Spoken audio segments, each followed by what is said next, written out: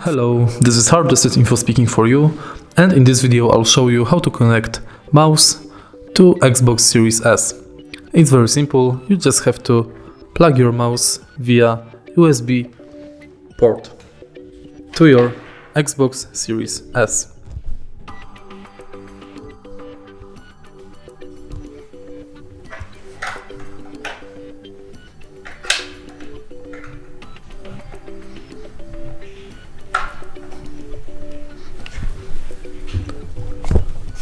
And as you can see,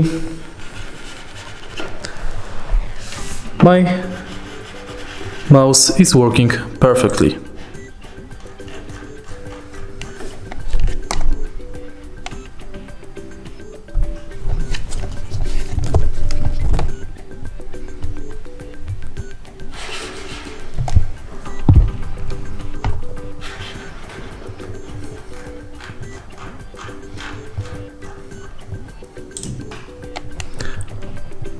If you find this video helpful, please leave like, comment and subscribe.